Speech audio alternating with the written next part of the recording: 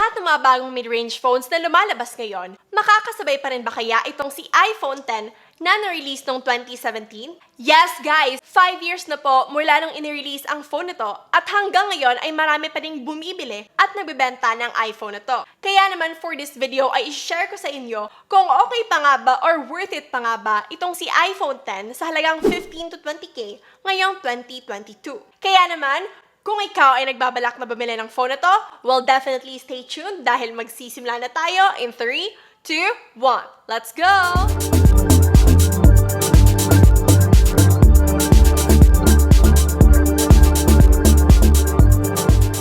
Now, let's start with its design and build quality. Ang phone na to ay merong glass front, glass back, at stainless steel frame. Ito ang pinakamalaking design change ng Apple since nag-switch sila from the big bezels at yung kanilang legendary home button / fingerprint scanner into an all-screen with Face ID. So for me, mas gusto ko yung itong Face ID compared dun sa kanilang fingerprint scanner. So yung nandito sa amin ngayon ay yung kanilang silver na variant. Napakanipis din ang phone na to dahil nga meron lamang itong 7.7mm thickness at napaka-compact din niya dahil meron lamang siyang 5.8-inch display. Napakasarap din niyang hawakan kasi nga curve ang phone na to. Unlike sa mga bagong phones na yon kung saan flat, kaya naman medyo masakit na silang hawakan. So, kung ayaw mong masaktan, well, definitely go for this one. Oh, hell no! In terms of protection naman, kapag ka nakabili ka ng iPhone X na never pang nabuksan, well, dagdag protection na rin yon dahil supported sila ng IP67 dust and water resistant, kaya naman for me, it's a plus. Pagdating naman sa kanilang mga buttons and ports, ay pare-parehas lang din nung kanilang previous generation. Kaya naman, we will not delve into that. Overall, for its design and build quality, this phone is one of the best nung time na nirelease siya. Pero it depends on your perspective kasi maaaring maganda siya para sa akin, pero para sa inyo, sakto lang. Siguro guys, yung magiging problema nyo lang dito is kapag ka nag-crack na o basag na yung kanyang likod, talagang mapapamahal kayo pagdating sa pagpaparepair ng unit na to. Now, para malaman nyo kung maganda nga ba yung kanyang speaker, well, pakinggan nyo na lang.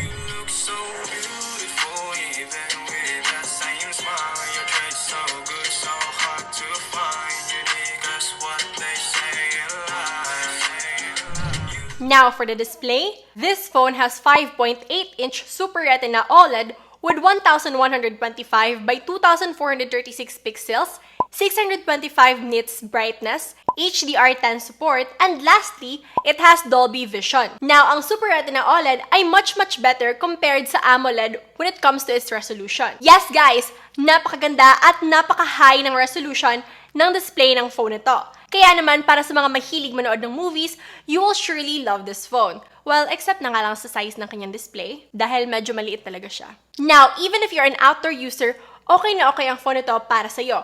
Kasi as you can see, makita mo pa rin ang content na tinitingnan mo at hindi ka mahihirapan dahil nga napaka-bright ng kanyang display. Ngayon, kahit parang napaka-perfect na ng phone nito, meron pa rin siyang problema, which is yung kanyang dimming. Ito ay ang biglaang pagdilim ng inyong display kapag ka naka-high brightness at umiinit ang inyong mga phone. For me, medyo annoying lang kapag ka nasanay na inyong mga mata sa high brightness, like kapag nanonood kayo ng movies tapos bigla siyang didilim. Also, napaka-battery consuming ng Super Retina OLED display niya.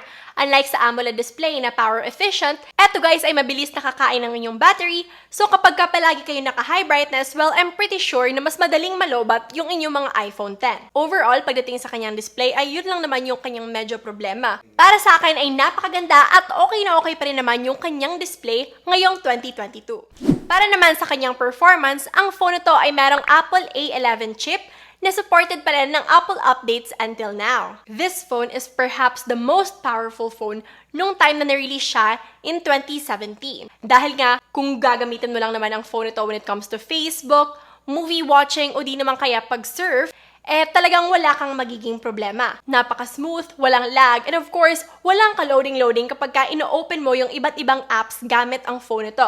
Kaya naman talagang hindi ka mabibigo pagdating sa performance ng phone ito. Kaya naman masasabi ko na grabe talaga yung longevity when it comes to Apple products dahil hanggang ngayon, ganun pa rin yung pinapakita niya. Now, dito naman tayo sa isa sa pinakihintay nyo, which is ang gaming na part. So, naglaro kami ni JP ng iba't ibang games kagaya na lamang ng ML, COD at Genshin Impact. And right now, ipapakita namin sa inyo kung ano nga ba yung performance ng phone na to based on those 3 games. So, mag-start tayo dito sa ML. Now, dito sa ML guys, meron itong high refresh rate at ultra graphics. Kaya naman, hindi ka talaga mabibigo pagdating sa phone na to. Talagang mag-e-enjoy ka sa Mobile Legends dito sa phone na to dahil akalain mo yon 5 years na mula nung lumipas nang i-release ang phone na to, pero hanggang ngayon ay nakakasabay o di naman kaya mas nahihigitan pa ng phone na to yung mga bagong release na mid-range phones pagdating sa larong ML. Kaya naman kung ikaw ay mahilig maglaro ng Mobile Legends, well, definitely, marirecommend ko ang phone na to. Now, magpunta naman tayo dito sa Call of Duty or COD. Now, makakakuha ka ng max frame rate with high graphics.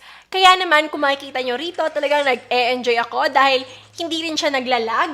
And of course, talagang smooth na smooth ang gameplay na nararanasan ko. Kaya naman, kung gusto mo lang naman ng napaka-bilis and of course, very responsive sa mga clicks mo kapag ka naglalaro ka, well, definitely, this phone is good to go. Siguro guys, umiinit lang siya kapag ka sobrang tagal na nung inyong paglalaro at minsan nakaka-apekto talaga yan sa kanyang performance dahil may tendency na medyo mag-loading siya o di naman kaya mag-dim yung kanyang screen, which is nakaka-apekto talaga sa performance o di naman kaya sa mood ng paglalaro nyo.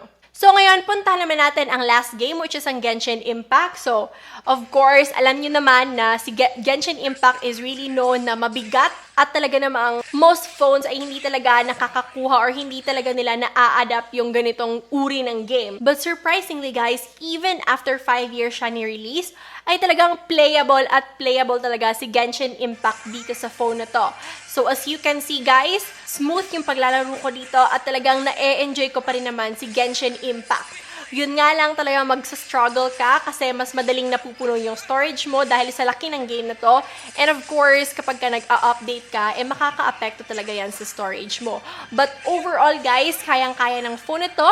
Dito naman ay makakakuha tayo ng medium graphics.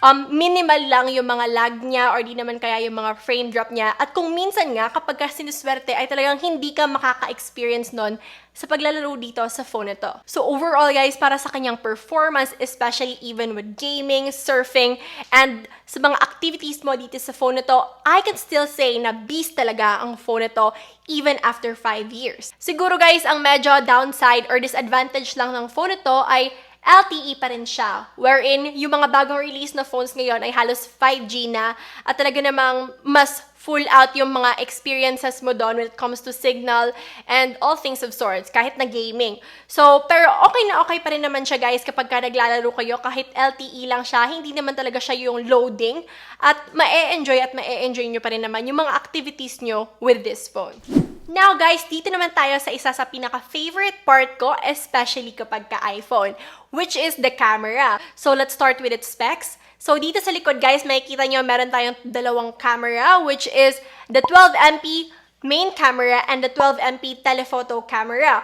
Alongside or in between naman nito is yung kanyang LED flash. Now, dito naman sa kanyang selfie camera guys, meron tayong 7 megapixels selfie camera. So, para naman sa kanyang results, of course, undoubtedly guys, maganda talaga ang kuha ni iPhone. Kahit na portrait pa yan o di naman kaya photo or normal na camera lang. Dahil kung makikita nyo guys, dito sa mga pictures na kinuha ko, as you can see, very vibrant yung colors, napakaganda naman ng kanyang contrast, and of course, yung kanyang resolution at talaga namang napakaganda na kitang-kita mo kung ano yung nakikita mo sa personal and sometimes, nai-enhance niya pa which really adds color dun sa mga pictures na kinukuha nyo. So, on my perspective guys, actually, mas natural pa nga tingnan yung mga outcome ng pictures dito sa phone ito compared sa mga bagong release na iPhone, wherein mas malala na yung kanilang post-processing at sometimes nakaka-apekto na to sa pagiging authentic o yung kumbagang pagiging naturalistic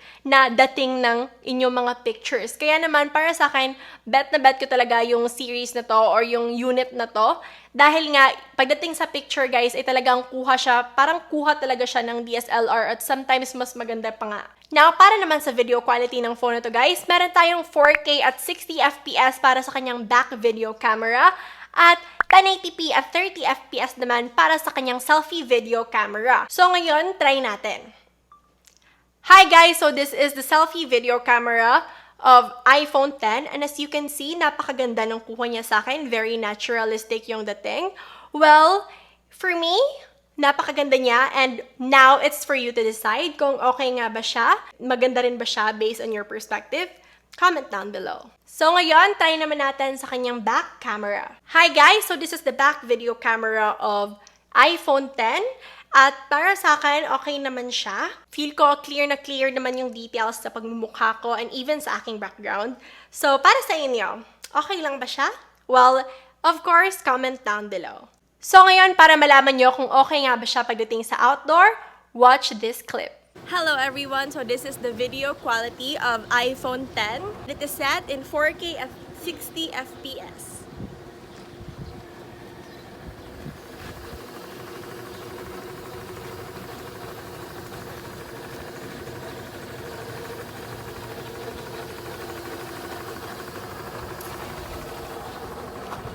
Everyone, so this is the selfie video camera of iPhone 10 set in 4K at 30 FPS.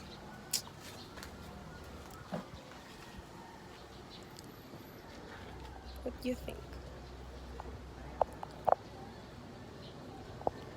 So guys, kung nagbabalak kang gumawa ng channel o maging vlogger, well, definitely I will recommend you this phone as a starter para makapagsimula ka na sa inyong channel. Now, para naman sa educational purposes, well, I'm pretty sure na kapag ginamit mo ang phone na to sa pag-shoot ng iyong mga projects o di naman kaya ng mga school activities, well, of course, ma-e-impress mo talaga ang iyong teacher sa inyong mga output. So for me, even after 5 years, ay hindi talaga tayo binigo ng camera nitong si iPhone 10. And up until now, talagang very impressive pa rin yung kanyang na-produce. So now guys, I will share to you one important tip na dapat nyong malaman when it comes to buying this phone. So ngayon, magsimula tayo sa mga disadvantage kapag bibili tayo ng iPhone 10 in 2022.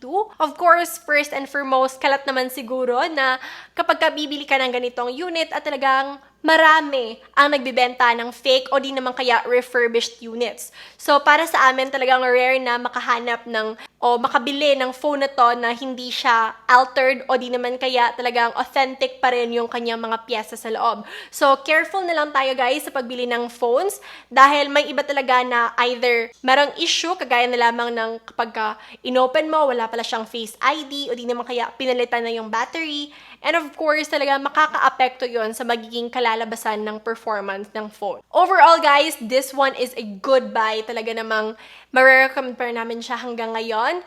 And that will happen kapag nakahanap kayo ng isang legitimate seller, which is, kung gusto niyo namang makahanap, well, hindi magiging problema yan dahil ilalagay namin sa aming comment section ang link para makabili kayo or makahanap kayo ng isang legitimate seller. Now, para naman sa mga issue na nandito talaga or ma-experience nyo talaga dito sa phone na to, well, of course, first, hindi talaga mawawala ang heating issue kung saan kapag napapasobra tayo ng gamit o di naman kaya naka-on lang yung ating data dito sa ating phone na to magdamag, talagang mag-iinit talaga siya guys. So, para safe naman, either maglaro kayo o di naman kaya mag-surf or mag-online class kayo in a cool place o di naman kaya sa harap ng electric fan para ma-reduce yung ganong scenario. And of course, another issue guys is yung kanyang slow charging. So, alam niyo naman na ang phone na to, talagang slow pa rin yung kanyang charging compared sa mga nare-release na ngayon dahil meron lang itong 18 watts whereas yung mga nare-release ngayon halos umaabot na sila ng 60 watts o di naman kaya mas malaki pa.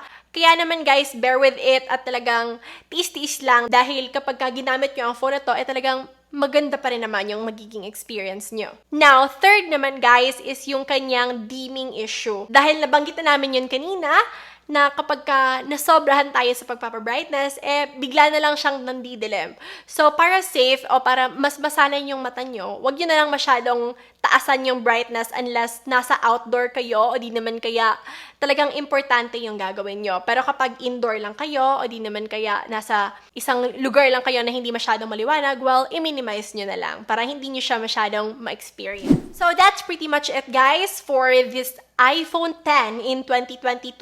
Para sa amin talagang okay na okay pa rin siya. One of the best, even up to date. At talaga namang hindi niya pa rin kayo bibiguin sa kanyang mga maibibigay. So that's it. If you like this video, don't forget to click thumbs up button and of course, subscribe to our channel kung bago ka pa lang.